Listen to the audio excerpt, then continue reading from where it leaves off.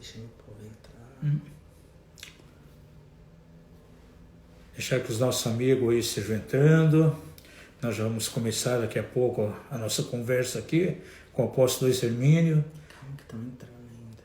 Vai falar. Tenho certeza que vai ser uma bênção muito grande, um tempo precioso preparado pelo Senhor. Temos plena convicção, plena certeza que as pessoas que entrarem aqui serão muito abençoadas. Vai ser uma bênção muito grande, um tempo precioso preparado pelo Senhor. Temos plena convicção que as pessoas que entrarem aqui serão muito abençoadas. Vai ser uma bênção. A paz, meu querido. Ô, amado, que alegria estar com você aqui, amado. Tudo bem? Como é que você está? Bem, graças a Deus. Estamos aí aproveitando esse tempo de quarentena aí para ter muita experiência com o Senhor. Para mim está sendo uma bênção tremenda. Eu vou te falar uma coisa. Para mim também está sendo muito precioso. Um tempo de muita busca. Glória a Deus. Deus. Estamos felizes, apóstolo. Estamos felizes, assim, apesar de toda essas circunstâncias externas, Sim. né? Mas, como o apóstolo Paulo fala em 2 Coríntios 4:7, nós temos um tesouro no vaso de barro, né? É verdade, é Para verdade. que a esperança do poder seja de Deus e não nossa. Em tudo Não nós somos nossa. atribulados aqui fora, mas não somos angustiados aqui dentro. É verdade. Mas perplexos, mas não desanimados. Amém, Então, aleluia. levando o nosso corpo a morrer de Cristo para que a vida de Cristo também se manifeste na nossa carne, né? Glória a Deus, é assim mesmo. Eu admiro muito o seu chamado, admiro muito o seu ministério. Sou muito abençoado com as suas ministrações e Amém. glória a Deus. Tem um povo aqui no Sul que te ama. Eu sei disso. Nas nossas escolas, sempre nós temos pessoas aí do Mevan, inclusive da Amém. liderança, né? Sim, Nós amamos vocês. Amém. Hoje, quando eu divulguei que eu ia estar fazendo uma live com o senhor, muitas pessoas falaram, ó, desculpa, o apóstolo Levi, o Levi da libertação, eu digo, é esse mesmo. Então, mas é bênção. Que bom. Após o seguinte, nós vamos desabilitar aqui os comentários, porque eu creio que aquilo que a gente tem para compartilhar é algo de bênção, vai Amém. ministrar os corações, e para não ficar roubando, tirando atenção, vou desativar aqui os comentários, aí no finalzinho a gente ativa de volta. Eu sou teu servo. Amém. Aleluia. Sabe, apóstolo Hermínio, eu creio que nós estamos vivendo um tempo muito profético. Sim. Por mais que muitas pessoas, até alguns ministérios, né, estão declarando que toda essa questão aí dessa pandemia, né, veio com uma surpresa, pegou todo mundo de surpresa. Mas nós que olhamos desde uma ótica profética, e o ministério do Amado também é muito profético, né? Todos os ministérios que têm uma sensibilidade profética estão entendendo claramente que isso não vem de surpresa, né? Não. Há uma palavra que fala muito forte no meu coração, lá em Amós 2:7, quando diz que Deus não fará nada, absolutamente nada, sem antes revelar a seus servos os profetas. Sim. E os homens e mulheres de Deus na Bíblia, todos eles tinham uma sensibilidade profética muito grande. Por exemplo, quando Deus ia enviar o dilúvio, falou com Noé e pediu para construir a arca, né? Com Abraão, quando vinha a destruição de Sodoma e Gomorra, Abraão tinha uma sensibilidade profética e Deus falou com ele, vou destruir. Sim. Com Jonas foi a mesma coisa, né? Para a destruição de Nínive. Então, Deus sempre tem a sua direção. E uma das coisas, apóstolo Hermínio, que assim me chama muita atenção é a maneira tão singular pela qual Deus revela seus planos, seus propósitos. Então, pelo menos a mim e para muitos homens de Deus, isso não veio assim como uma surpresa. Sim. Nós temos uma ligação muito forte com o Centro Mundial de Oração. Eu coordenei aqui na região sul a Trilha Mundial de Oração do AD 2000. Então, muito atrelado com o Centro Mundial de Oração, que era dirigido lá pelo Dr. Peter Wagner, né? Um pouco antes de ele passar para a glória, né?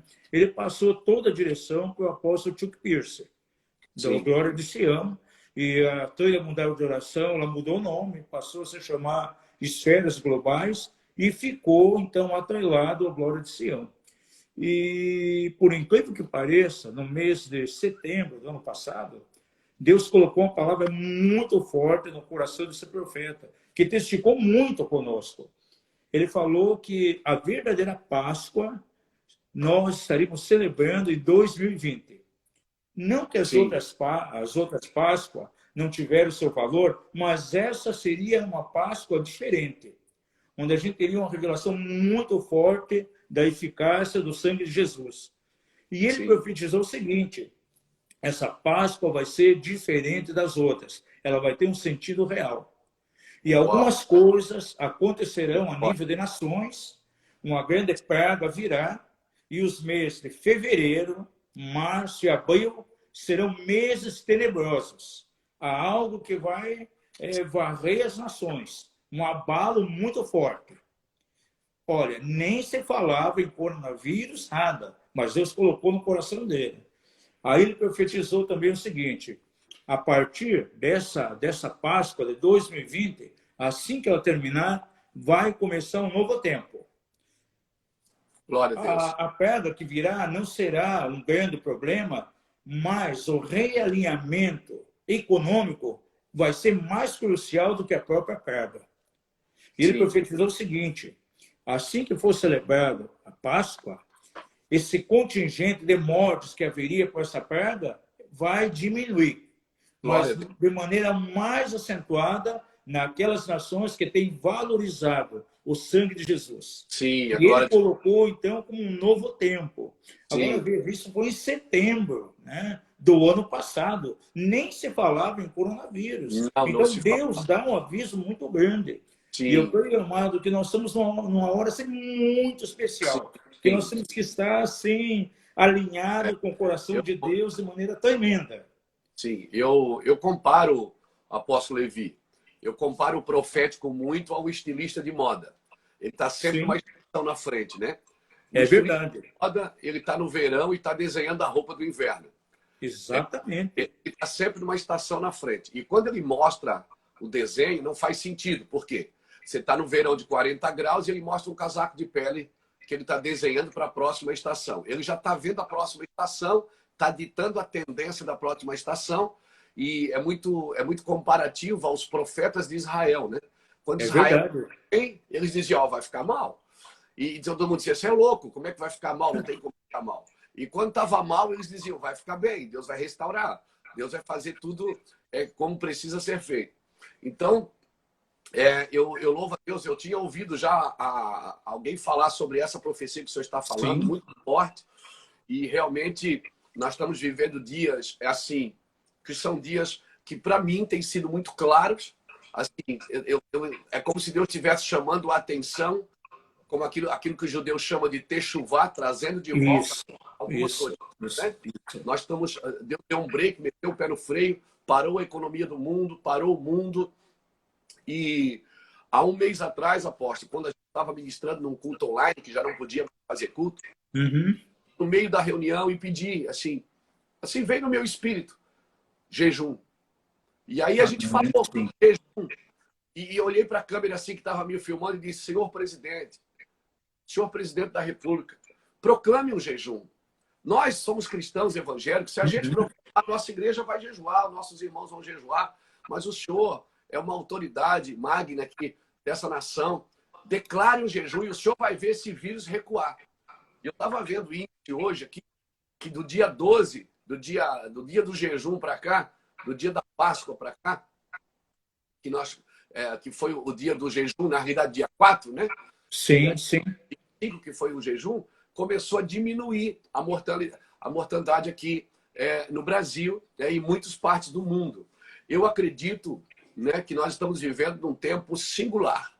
Num tempo singular, Deus está chamando a atenção da gente, Deus está levando a gente para um ambiente, fazendo um retorno, a igreja voltando para alguns princípios que ela havia perdido. É verdade. Eu não sei, mas nesses dias a gente tem orado, chorado bastante, mas é um choro de preparação, né? Um choro de preparação. Gerando algo no mundo do espírito, né? É um choro que vem das dores de parto, para gerar alguma coisa. A palavra que veio essa semana para mim foi Salmo 119, verso 80 a 83, quando Davi diz assim, ó, embora eu seja um odre na fumaça, eu não me esquecerei dos teus decretos. Né? Aleluia. Estava sendo preparado, porque Deus vai derramar um vinho novo. Mas não se deita vinho novo em odre velho. Com certeza. Né? Deus está restaurando o odre. Eu acredito que nós precisamos de um batismo de arrependimento, não é?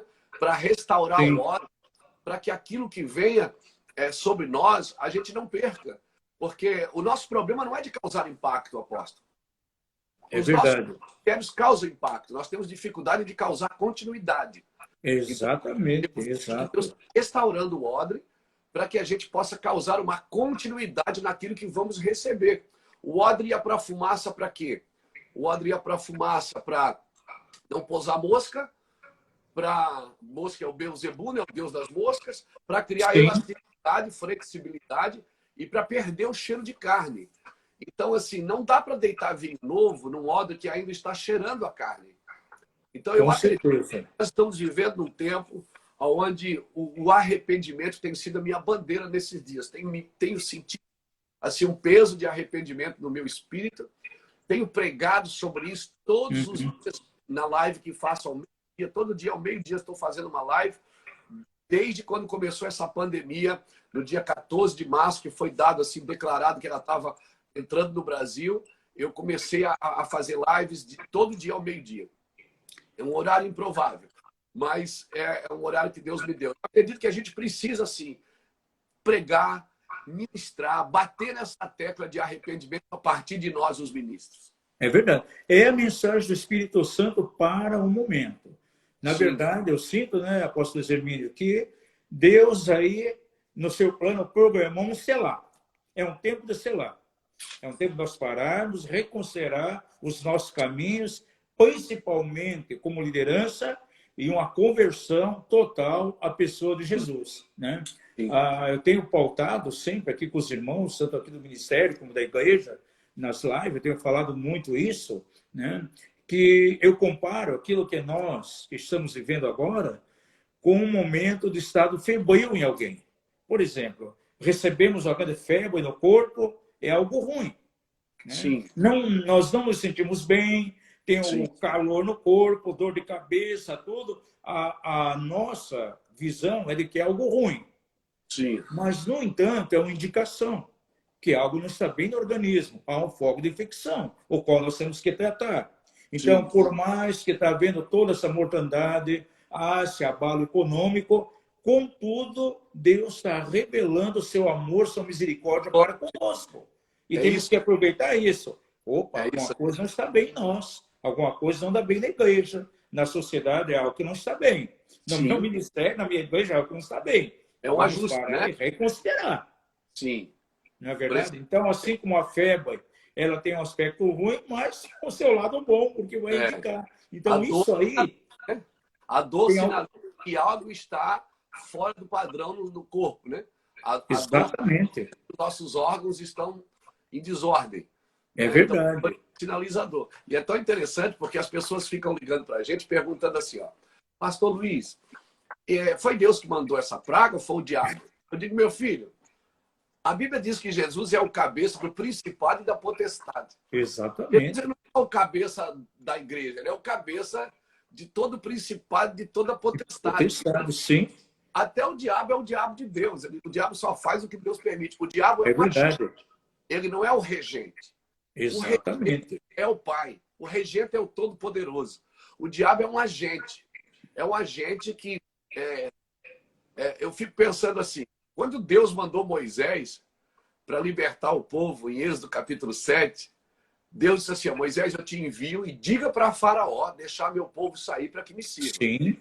Aí Deus disse assim, porque eu estou indo endurecer o coração de Faraó para que não deixe meu povo sair. É verdade, Aí eu pergunto, Deus, veja bem, Senhor, o Senhor está me mandando orar por uma coisa que o Senhor vai na frente impedir? Peraí, está mandando ir lá? Ele mandou Moisés falar com o faraó e disse, eu vou lá endurecer o coração dele. Porque nesse momento, o que Deus está promovendo, eu vejo, apóstolo Levi, se eu estiver errado, o senhor me corrige, Eu vejo que Deus está promovendo justiça. O Brasil está gerando um filho chamado justiça. E vai nascer. Vai nascer. Não adianta.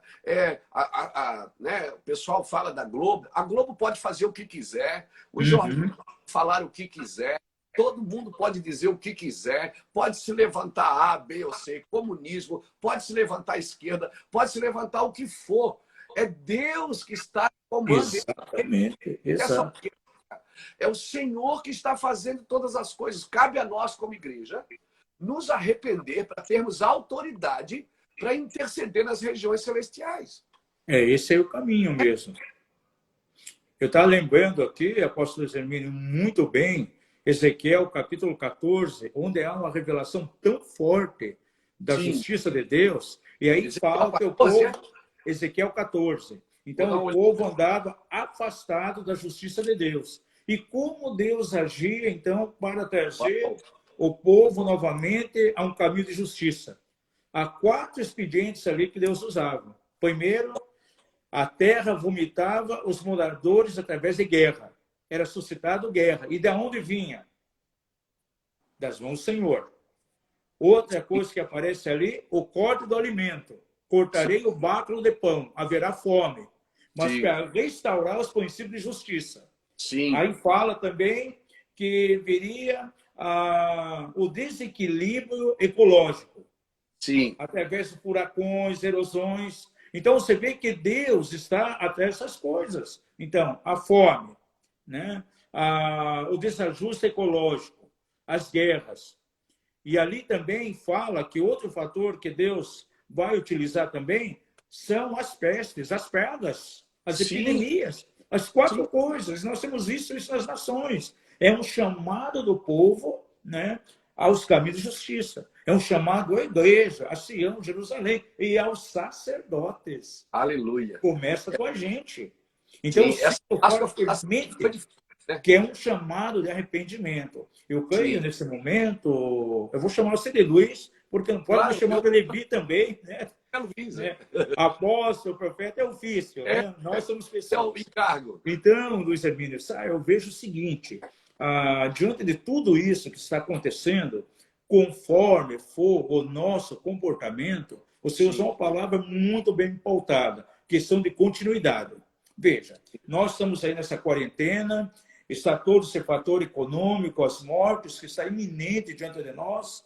Agora, conforme o nosso comportamento pós essa pandemia, isso vai garantir se nós vamos avançar ou se vamos retroceder. Veja a questão da Páscoa, por exemplo, né? Lá em Êxodo 12. Os próximos 40 dias depois da morte dos primogênitos foi crucial.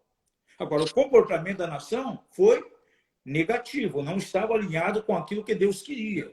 Ao invés de avançar para as promessas, para a terra da promessa, avançar na vontade de Deus, houve, na verdade, pelas atitudes deles, um retrocesso. Aquilo que poderia ser 40 dias ficou 40 anos. Ou nós vamos poder acelerar o propósito de Deus, ou nós vamos estagnar. Depende do nosso comportamento, principalmente como liderança.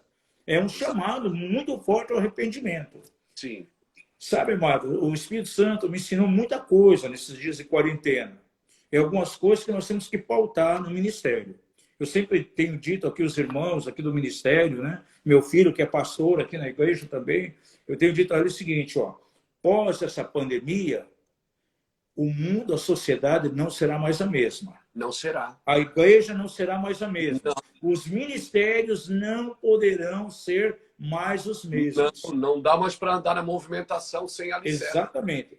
E algumas coisas que Deus está mostrando assim, de uma forma muito grande. Por quantos anos ministérios, de repente, endeusavam os templos? Sim. Né? Para muitos líderes, o ministério de sucesso era aquele que tinha uma arrecadação altíssima no mês, um templo suntuoso, e ele, de maneira egoísta, feliz por ministrar lá para 4, 5 mil pessoas. O que Deus fez? Mexeu em tudo isso. Agora, a gente vai na igreja para transmitir um culto ali, é só a gente sozinho, sem ninguém, e o pessoal ali que cuida da questão de mídia ali. Só. Sim, apóstolo Levi, nós temos falado o seguinte: o ministério que priorizava Deus e a família perdeu só o movimento. Sim. O ministério que priorizava o movimento está perdendo tudo. E tem mas tem a oportunidade de voltar para casa e restaurar algumas coisas, porque o movimento, há um tempo e um modo para todas as coisas debaixo do céu. Há um tempo e um modo. O tempo determina o modo, né? E quando o Senhor ele assume, eu vejo assim, não é que Deus perde o controle, mas tem horas que Deus entrega o homem às suas próprias paixões. Tem hora que Deus entrega o homem, ele entrega a geração às suas próprias... Ah, é isso que vocês querem? Vocês querem comer carne? Então comam, mas vocês vão comer até sair pelo nariz. Vocês querem isso? É isso que vocês querem? É esse presidente que vocês querem? É essa liderança que vocês querem? É esses falsos profetas que vocês querem? Então tome, é isso que vocês vão ter. Porque a pior coisa que pode acontecer a um homem é quando Deus entrega ele para si mesmo, né? Então, agora, quando Deus assume, diz assim, não, agora não deu, stop, agora é comigo, né? Deus deixou o faraó, Deus deixou o Egito crescendo, Deus deixou... Chegou um dia que Deus disse, ó, Moisés, vai lá porque eu tenho ouvido o clamor do meu povo e tenho visto a opressão dos opressores. Sim. Deus tinha que fazer duas coisas naqueles dias, justiça para um povo e juízo para o outro. Exato. Tinha justiça para um povo que estava clamando e juízo para um povo que estava oprimindo. Verdade. Então, nesses dias, a mão de Deus está praticando justiça para quem o busca e juízo para quem oprime. Juízo e justiça estão na casa de Deus, né? Justiça com certeza, está lá. Comece pela casa de Deus. São os fundamentos do seu trono. Então, eu vejo, apóstolo, que é exatamente isso. Depois de 50 dias depois de Páscoa, vem o Pentecoste, né? Sim. Jesus fica 40 dias na terra. 40 dias na terra. Depois ele sobe. Quando ele sobe, ele fala, olha, fique na cidade até que do alto seja revestido de poder. A Bíblia diz que tinha umas 500 pessoas ali. Só 120 permaneceram. É verdade. Ficaram ali no máximo uma semana ou 10 dias. Eles não ficaram mais do que esse tempo no cenáculo orando. E tinha 500 e foi baixando para 480 e foi 400 e foi baixando, só ficou 120. Porque nós temos dificuldade de continuidade.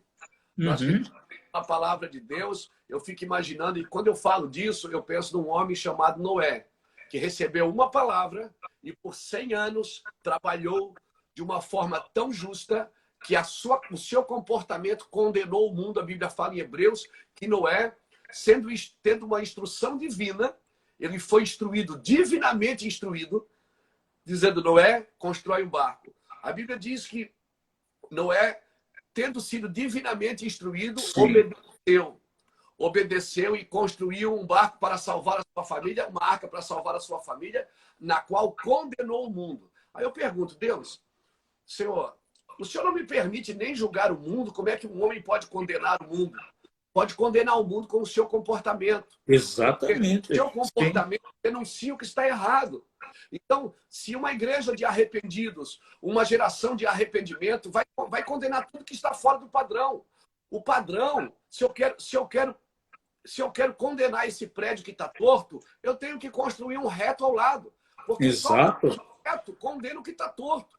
Eu não preciso apontar o dedo. Por isso que essa pandemia, apóstolo Levi, eu vejo que ela tem muito a ver com o tratamento pessoal de cada um, não é? Creio também. Ele está tratando de mim para me poder ter autoridade para, de alguma forma, poder ajudar meus irmãos.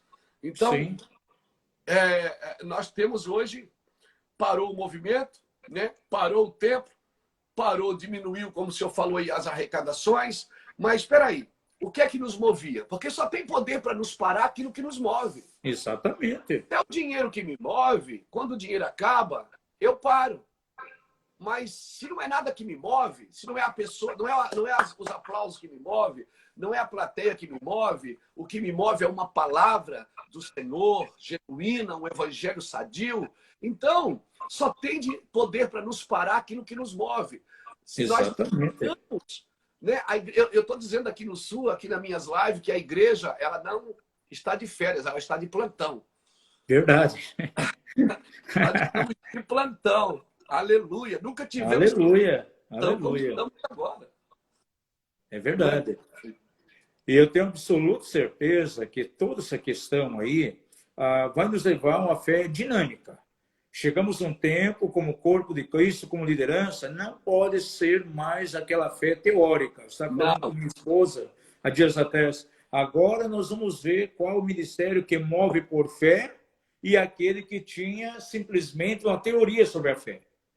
gostei disso. Se nós vamos estudar, apóstolo, as Escrituras, nós vamos ver que os grandes milagres de Deus aconteceram exatamente nos momentos de crise, de dificuldade. Então, a Sim, dificuldade e a crise é o cenário, a atmosfera propícia para os milagres de Deus. Então, eu creio que pós-pandemia, vamos entrar numa dimensão tão explosiva de milagres, claro, os que creem, e vamos ver a mão sobrenatural do Senhor agindo. sim. A Glória, igreja vai entrar para uma série de milagres tremenda, porque glória vamos a ter que Deus. depender do Senhor. Eu creio Queira ou nisso. não queira, há um abalo econômico. Eu Não tem creio. como fugir disso. Né? E nós vamos ter que depender exatamente da graça de Deus, É, dos milagres do Senhor. E o senhor que trabalha muito na área de restauração, de libertação, né? Eu admiro muito essa forma. A gente tem muito trabalho assim aqui no Mevan. Os irmãos, eu chamo os irmãos aqui de caça-fantasma. Eu digo, os caça-fantasma. Isso é tremendo, né? Eu estava falando isso hoje de manhã, que a unção do Senhor, ela precisa estar firmada numa verdade absoluta, né? Com Numa certeza. verdade absoluta de Deus. Então, o ambiente da unção, ele revela a nossa natureza, não é? O ambiente da unção revela a nossa natureza. Por isso que o Senhor apartava, quando ele queria usar alguém, ele sempre apartava primeiro, Sim. sempre separava primeiro, para essa pessoa viver um tempo de solitude, né? Jesus foi para o deserto, o povo foi para o deserto, Elias foi para o Querite, né? O próprio Paulo foi para a Arábia. Então, sempre a gente é separado para ter um encontro com a nossa realidade, para ter um Exato. encontro com a nossa vida real, né? A Lamentações, no capítulo 3, versículo 21 em diante, diz que bom é estar em silêncio, bom é estar solitário, bom é esperar em silêncio, porque há esperança. Ele está sempre trazendo uma solitude. Não se trata de solidão, né? Solidão é quando abandona, mas solitude é quando você se abandona para ficar com alguém, quando você se abandona os seus propósitos para obedecer a Deus. Então, nós temos falado, apóstolo Levi, que as nossas mensagens na internet, a gente tem falado de 3, 4, 5 anos para cá, que nós vamos começar a fazer coisas pequenas que movimentariam coisas grandes. Sim. Temos falado que Deus ia mexer na nossa movimentação, que Deus ia, como uma pedra na funda, no estilingue, ia puxar a gente para trás, para quando soltasse com mais, seria mais avassalador. Então, a gente está vendo que a gente está vivendo esse tempo, né? Esses dias aqui em casa, eu estou trancado no meu quarto, esse aqui é meu quarto de oração. Eu estou orando, eu só saio daqui para orar, para comer, para dormir, para conversar, para estar com meus filhos, para ir na igreja gravar os cultos. Mas já tem sido aqui sentado nesse sofá, meditando, conversando, entendendo, Senhor, eu não quero ficar de fora. A Bíblia diz que eu sou um cooperador. Cooperador é você trabalhar numa obra que já está acontecendo. É verdade. Já está fazendo. O Senhor já está fazendo. Né? A obra do Senhor, nós somos cooperadores. A Bíblia diz que nós somos lavoura de Deus, né? E edifício de Deus. 1 Coríntios 3,9 diz que nós somos lavoura. Né? O que promove uma boa lavoura é uma boa semente. O que promove um edifício seguro é os seus fundamentos. Então eu vejo que Deus está fazendo isso com a gente. Está edificando o nosso ministério. Eu estou muito feliz, eu estou tendo cada encontro aqui com a minha realidade que dá vontade de sumir. E eu tenho pedido isso ao Senhor. Senhor, eu não quero ser só um pregador. Eu não quero só ir pregar. Eu não quero mais só ir numa festa da igreja.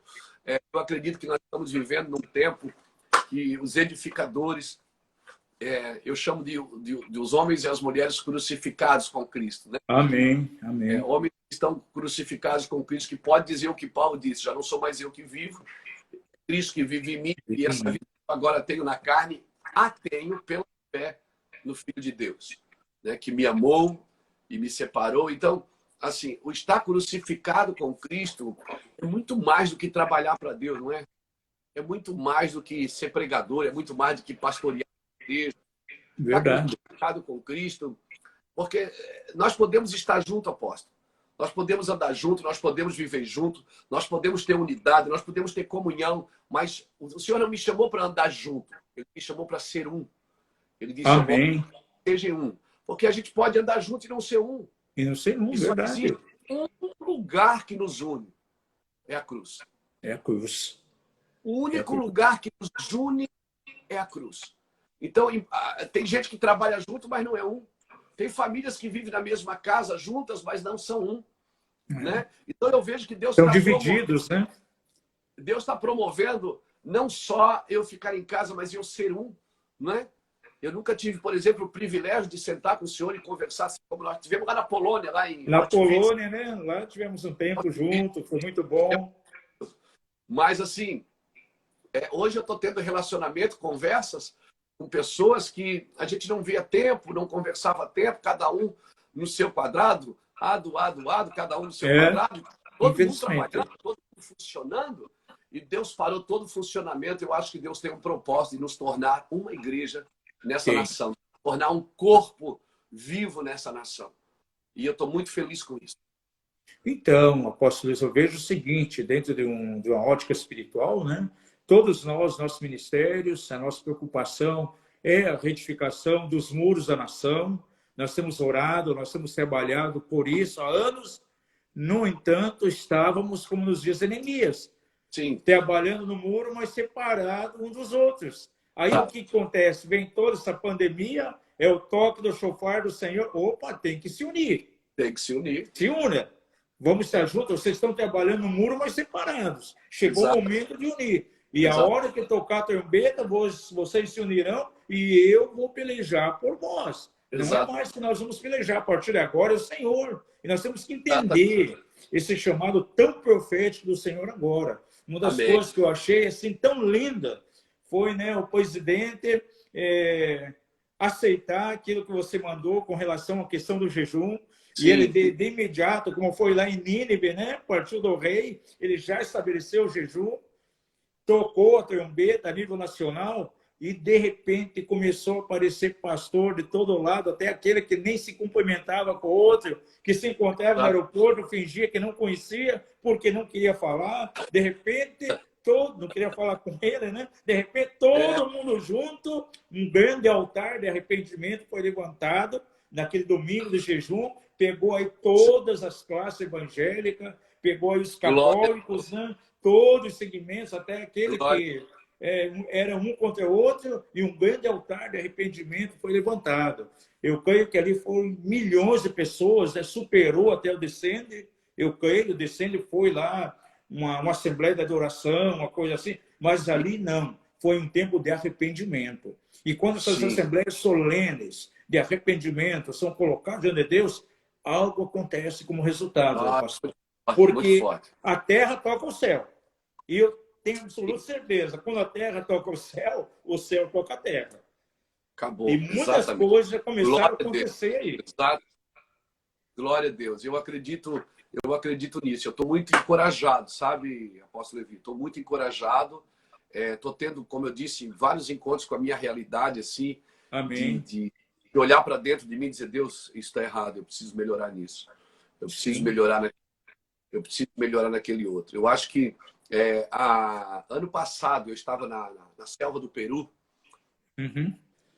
Nós temos um trabalho lá no Peru e foi muito interessante porque a gente tem um barco lá, você desce de Lima pega outro avião até Iquitos, depois pega um barco e não tem. De Iquitos você só chega de avião ou de aéreo. E eu estava lá 7 dias. E quando eu cheguei, descemos lá, me deu uma dor nesse ombro. Uma dor terrível neste ombro, mas terrível. E eu não conseguia fechar os dedos. Estou dentro da selva, 6 dias para voltar para casa ainda. Eu estava comprometendo toda a expedição. Nós estávamos em 13 pastores. E aí comecei a tomar analgésico para poder dormir da dor. Uau. Quando eu cheguei em Itajaí, fui num ortopedista, um irmão amigo aqui, uma pessoa amiga. E aí chegou lá e ele disse: ó, Luiz, você está com uma tendinite de algum esforço repetitivo. Depois fui ver que era do microfone. De tanto segurar o microfone, a gente, quando está com o microfone na mão, esquece, né? Começa a pregar e É verdade. paixão, e começa a apertar o microfone, começa a tensionar o ombro, começa a tensionar tudo. Ponto. Ele disse: olha, eu vou te receitar uma osteopatia, fisioterapia, mas vou ter que te dar uma injeção para dor. Vou te dar 3 injeções, uma hoje, amanhã e depois. Eu disse: ok. E aí eu disse: vou tomar uma hoje? Ele falou: já estava tirando assim para tomar a injeção. Ele disse: não, não, tire a calça. Eu disse: não, doutor, mas está doendo aqui. Ele disse: não, mas você vai tomar a injeção aqui nas suas nádegas. Eu digo: ok. Aí eu me segurei na mesinha para tomar a injeção.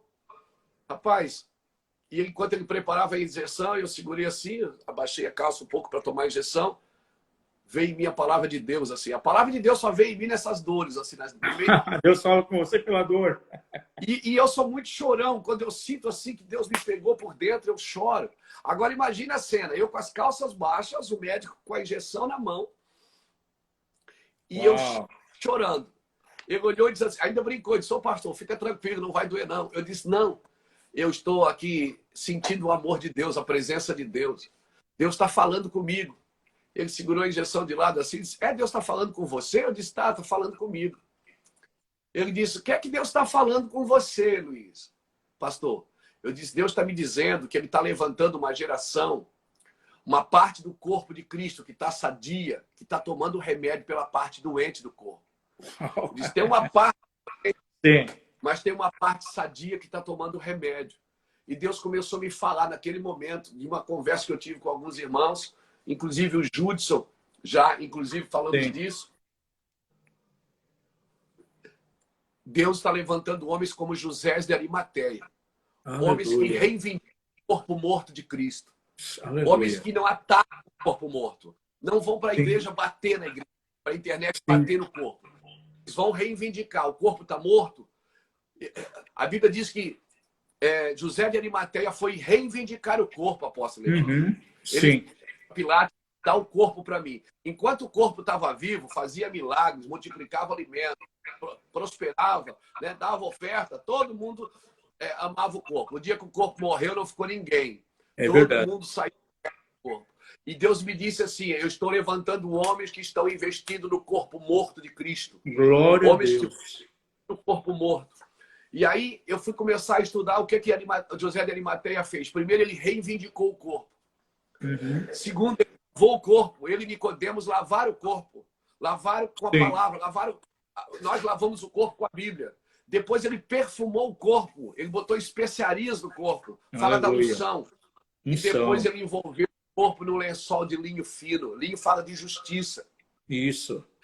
Deus disse: eu estou levantando uma geração, Luiz Hermínio, que vai reivindicar o corpo morto, que vai lavar o corpo com a palavra, vai perfumar o corpo com a unção e com o meu amor, e vai envolver o corpo no lençol de linho fino de justiça. E eu disse: meu Deus, como isso é possível? O Senhor disse: só investe no corpo morto quem acredita que ele vai ressuscitar. Uau, aleluia. O corpo vai ressuscitar, apóstolo Levi. Não há ressurreição sem morte. A morte é o caminho para a ressurreição. Exato. Nós vamos Como nós vamos ver a vida ressurreta depois se manifestando, isso não vai morte. Brasil. Nós vamos ver isso na nossa nação, a igreja do Brasil, os jovens. Agora, aleluia. Os jovens saiam para que os adolescentes ministrem, para que as crianças chorem. Os sacerdotes precisam chorar entre o alpendre e o altar. Por isso, nós convocamos todos os apóstolos, todos os bispos, todos os pastores. Amém. Todos concordamos os homens, com isso, sim. Povo, pastores, líderes de ministérios, líderes de louvor, para um batismo de arrependimento nesse Amém. Nós sim. precisamos desse lugar. Porque nós precisamos ver com os nossos olhos. O corpo no Brasil está ressuscitando. Essa verdade. Que eu falou no começo dessa live. Eu acredito nisso de todo o meu coração, apóstolo. Amém. Todo o meu coração. Acredito que a partir da Páscoa nós vamos perseverar até Pentecostes. Nós vamos ver a glória de Deus. Perseverar. Não vai se repetir conosco aquilo que aconteceu com o povo de Israel, que teve que retroceder na verdade, é caminhar 40 anos para alcançar aquilo que poderia alcançar nos 40 dias seguintes. Glória a Em nome de Jesus, nós declaramos, nós decretamos que com a Igreja do Senhor, aqui no Brasil, em tantas nações, não vai acontecer isso. Vamos avançar no propósito de Deus. Aleluia. Que coisa linda que está acontecendo, apóstolo Luiz. A unidade que o Senhor está trazendo é na base da humilhação, do quebrantamento. Sim, não é unidade autoconvergente para a minha visão, para aquilo que eu creio, não. É no arrependimento, é olhando para a cruz. Sim. Que coisa tremenda. Como o Senhor está tratando com a questão de egoísmo. Glória a Deus. Eu peguei há dias atrás aí, né, acerca de Leviatã, o rei do soberbo. Leviatã está sendo destronado nessa época aqui de coronavírus na igreja, na liderança. Aleluia. Olha, estamos entendendo que possamos uns dos outros. Glória né? a Deus. Que coisa tremenda Deus está fazendo em meio à liderança da igreja do Brasil. É tempo de humildade.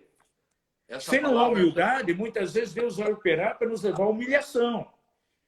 Que alguém pode ser humilde por sua espontânea vontade, mas se ele tem um coração soberbo, muitas vezes tem que passar por algo para experimentar humilhação.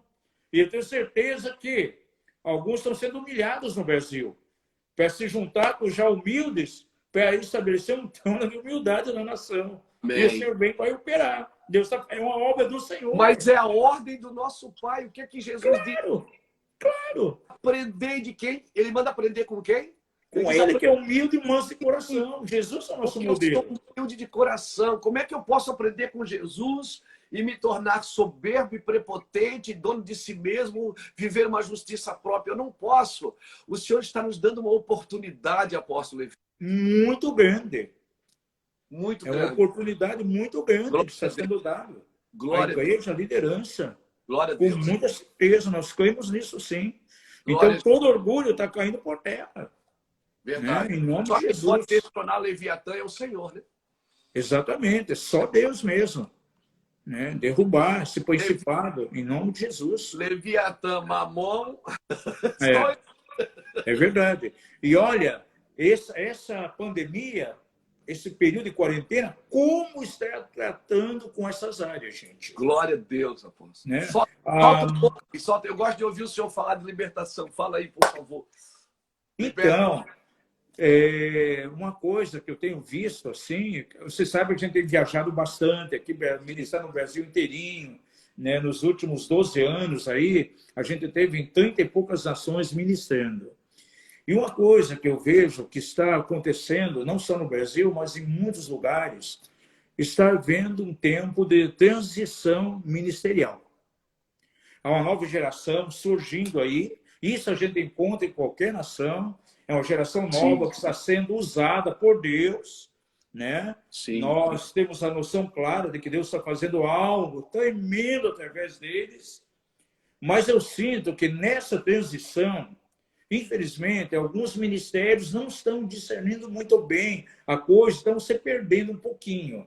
E eu creio que o Espírito Santo está trabalhando no sentido de reconectar essas gerações, né? Eu sou um dos conselheiros do CAB, o Conselho Apostólico Brasileiro, né? Nós estamos aí com 29 apóstolos, profetas, Neuza Choca, Valnícia faz parte desse grupo, tudo. E uma das últimas reuniões a gente está conversando justamente sobre isso. A questão da necessidade de haver um reconectar. Então a gente vê, no momento, que há um conflito de gerações. Sim. De repente, essa nova geração vindo a se perdendo um pouquinho, muitas vezes não honrando a geração velha, antiga, né? Tentando remover o marco que os pais estabeleceram lá no passado, não consegue caminhar adequadamente e acaba desprezando a geração velha, que são os pais, né, do Brasil. O senhor falou uma coisa interessante aí. Quarta-feira, às 10 horas da noite, eu vou fazer uma live com o Alessandro Vilas Boas. Aquele menino ótimo, que... Beleza, maravilha. Ele me ligou, ele é meu querido, eu conheço ele desde novo.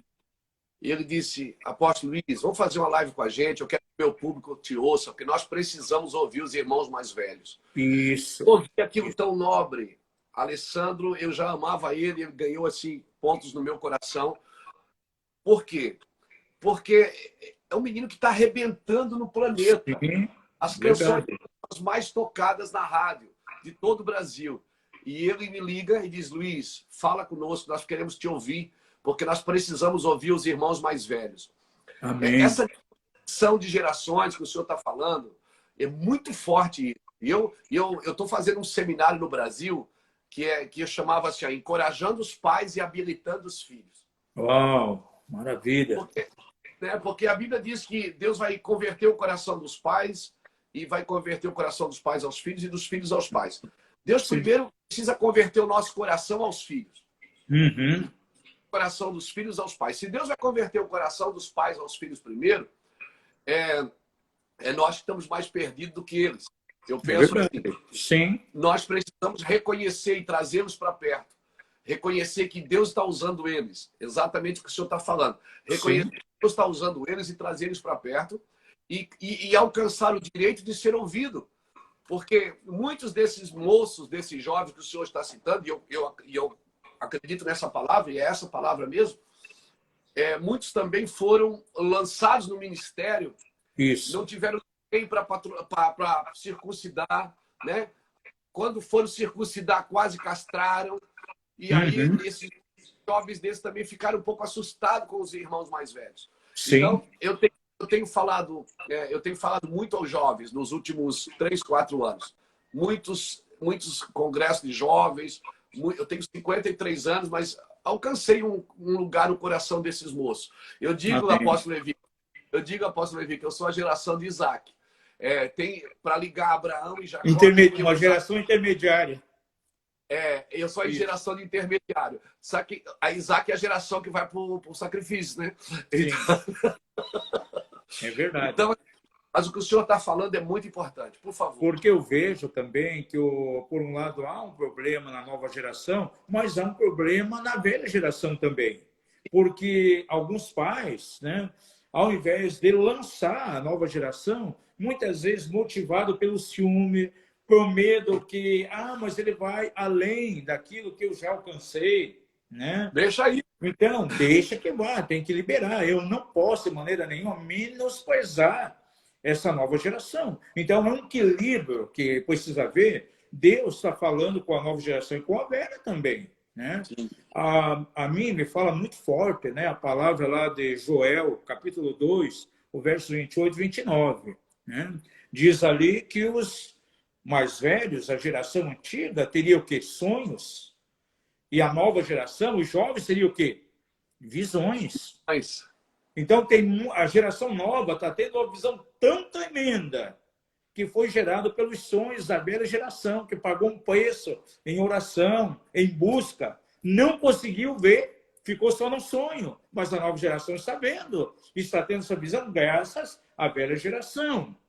Agora, por outro lado, a velha geração teve sonhos, né? Não viu a concretização no ministério dele, mas está havendo na nova geração. Ele tem que entender isso. Nós não podemos esconder, tem que deixar que vá mais além. Davi com a cabeça atrás, apóstolo Luiz, eu estive lá, sim. É Davi com a cabeça de Golias na mão. Exatamente. Chegando, Saul não perguntou quem era Davi, ele perguntou quem é o pai desse menino. Ele não perguntou quem era Davi. Saul perguntou assim, quem é o pai desse menino? Porque se o filho arranca a cabeça de gigante, o pai deve ser uma coisa tremenda. É verdade. Porque Saul não perguntou quem era Davi. Davi parou assim com a cabeça de Golias na mão. Saul perguntou, menino, de quem você é filho? Ele não perguntou quem era Davi. Sim, né? Quando Deus mandou ungir Davi, ele não mandou Samuel, ele não disse, vai na casa de Davi, ele disse, vai na casa de Jessé. Porque se na casa tem pai, ela atrai a... É verdade. É verdade. A casa tem pai, quando os meninos funcionam, o pai é honrado. É verdade. E o grande problema que nós vemos muitas vezes... A casa só não é honrada quando não tem pai, quando ela só tem dono. Isso é um cuidado que precisamos ter, né? Sabe que alguns anos atrás, eu estava na Coreia, em Seul, e estava lá na igreja do David Michaud, né? Igreja poderosa, quase 1 milhão de membros, ministério tremendo.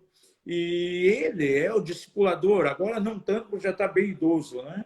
Mas ele foi o discipulador do César Castelhanos, né? E alguém chegou ao David e disse assim, poxa, você não tem um pouquinho de inveja, um pouquinho de ciúme santo do teu discípulo, César Castelhanos, que foi mais além, tem um maior número de discípulos do que você? Disse, não tenho o mínimo ciúme, pelo contrário, eu tenho muita alegria. Saber que um filho ministerial meu foi mais além do que a mim próprio. Então, é sinal que eu pude delegar algo tremendo para ele. E ele foi mais além, isso me alegra.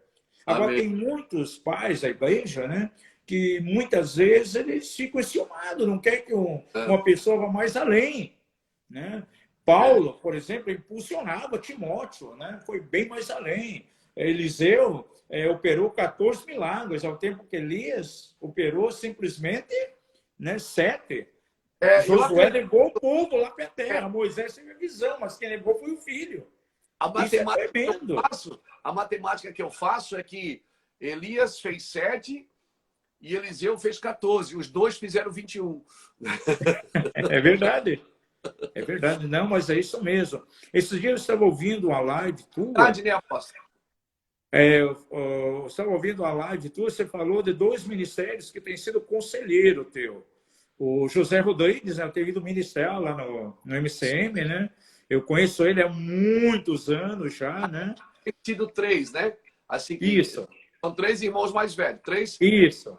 cabeças Eu lembrei de 2, o Haroldo Walker, dele, e o qual o terceiro? É o Haroldo Walker, que é o cabeça branca, que cuida Isso. Conheci o pai dele. A família Walker, né? A família Walker teve muita influência no meu ministério. É o Dan Duque. O Dan Duque, lembrei agora, sim. Com ele eu também tenho um momento que é amanhã, inclusive amanhã eu não vou poder, mas toda semana eu não falo inglês, mas eu tenho um rapaz que a gente conversa. E o pastor José. Eu conheço ele. Então, me converti em 78, né? E comecei em 79, a família Walker, eles me ajudaram muito. Principalmente o velho, né? O velhinho lá, que já partiu para a glória, o John Walker. Cristóvão, o Haroldo também. Já teve muita comunhão com eles. Amo eles demais. Sim, são irmãos muito queridos, né? As literaturas que eles traduziram aqui no Brasil têm muita visão. Eu tenho as apostilas tudo ali datilografada. Eu tenho, mimeografada, no mimeógrafo, eu tenho todas elas aqui na minha biblioteca ainda. Mas eu vejo assim, Luiz, algo tão tremendo que o Senhor está fazendo aí, reconectando então essas gerações para cumprir o grande propósito de Deus. É algo maravilhoso que o Senhor está fazendo aí, né? Eu creio, eu sou muito esperançoso pós essa pandemia que está aí. Eu creio que nós teremos aí um novo rumo como igreja, por mais que é todo esse tempo crítico, esse tempo de crise, mas eu, no meu espírito, eu estou muito animado. Eu estou vendo tanto o pastor se aproximando das ovelhas mais do que antes. Está lá mandando alimento o dia todo, né? Eu vejo alguns companheiros aqui, algumas pessoas aqui nos vídeos o tempo todo ministrando as suas ovelhas. Gente, Deus está usando tudo isso por um tempo muito especial. Sim. Isso estava no coração de Deus. Amém, amém. Apóstolo Levi, eu estou muito feliz de poder fazer essa live com o senhor, de ter esse tempo. Eu vejo que nós já estamos aqui com 22 horas e 54 minutos. Isso. Nós vamos ter, deve ter uns 6 minutinhos aí. Isso. E eu queria dar minhas considerações, agradecer ao Senhor, né, por ter nos dado essa oportunidade. Amém, amado. Nossa, eu senti muito honrado também. Eu quero servir a mesa, apóstolo. Eu só quero Amém. Eu não tenho muitas ambições ministeriais. Eu só quero andar no lugar que Deus me deu para andar, né? Se Ele quer que eu ande aqui, é aqui que eu vou andar. Se Ele permite eu avançar, eu avanço. Se Ele manda Amém, isso mesmo. Mas eu quero agradecer muito, né? Eu considero muito o seu ministério, considero muito os seus amigos ministeriais, né? Como a doutora Neuza, como o Valnice Mulhões. Eu me converti lendo os livros da apóstola Valnice, orando a palavra de Deus. Tremendo. Né? Eu ainda não tive o privilégio de estar com ela, de estar com a doutora Neuza, já tivemos lá na Polônia, né? Já tivemos isso. Mas eu louvo a Deus por essa equipe maravilhosa que São irmãos muito queridos, muito simples. O que tem sido marcante nesses ministérios, que tem me chamado a atenção, é a humildade, a simplicidade deles. Glória a Isso Deus, tem sido marcante. Esse é o nosso coração. A obra de Deus é uma humildade complexa, né? Que ao mesmo tempo que é tão humilde, parece que é complexo, que parece que é tão profundo que a gente não vai alcançar. Mas é verdade. Não é muito profundo, mas ao mesmo tempo é muito claro, muito humilde. E nós estamos felizes de poder participar de tudo isso. Sim. A nossa geração, né? Eu estou com 53 anos, fiz agora em fevereiro. E você é bem jovem ainda, eu que sou velho, 60 anos. Quantos 60.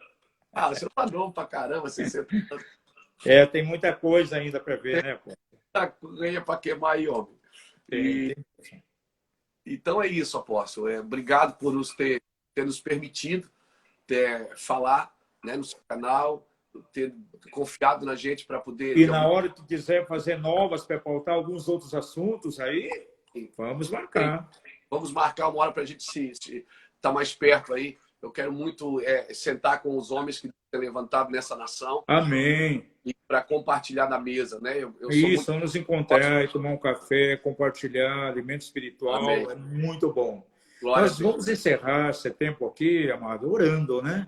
Eu gostaria de colocar 2 assuntos para estarmos orando, né? Eu quero colocar em oração diante do Senhor, né, que haja aí realmente o comportamento da igreja diante dessa pandemia, que possamos ouvir realmente, né, o que Deus está falando, e vou pedir ao amado que depois encerre aí esse tempo nosso, né, orando para que continue esse genuíno arrependimento na igreja brasileira, na liderança, que todo orgulho caia por terra e vamos nos nivelar em unidade no quebrantamento. Amém, amado? Vamos fazer isso? Vamos. Pai da glória, nós queremos adorar o teu nome nesse momento. Nós agradecemos a ti por esse tempo precioso aqui de comunhão, apesar de ser um tempo muito curto, mas eu creio que foi edificante para a igreja do Brasil. Sim, Deus. A minha foi muito edificante, aquilo que teu filho acrescentou ao meu espírito, ao meu coração. Pai da glória, nós queremos pedir que tu estejas intervindo nesse momento. Continua falando a tua igreja.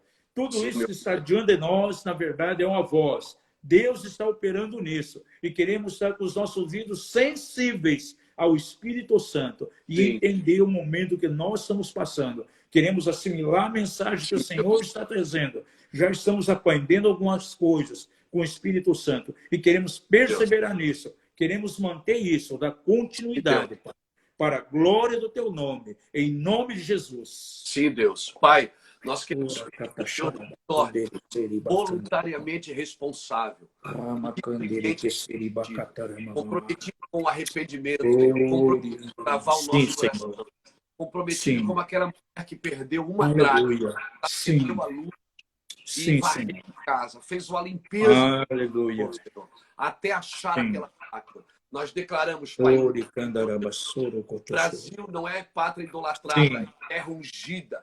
É verdade, declaramos. Senhor Jesus, um batismo de amor sobre nós para a tua glória. Que o nome seja glorificado. Obrigado pelo privilégio de compartilhar, Senhor, com a vida do teu servo, com a vida do teu filho. Que seja glorificado.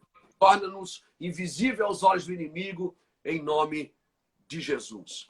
Amém, apóstolo? Amém, amém, amado. Obrigado aí por esse momento. Precisando de alguma coisa, estamos com as portas abertas aqui em Curitiba. Amamos você, beijo no coração, um beijo para todo o Mevan, em nome de Jesus. Amém. Deus abençoe. Paz. Amém. Paz. Amém. Salva.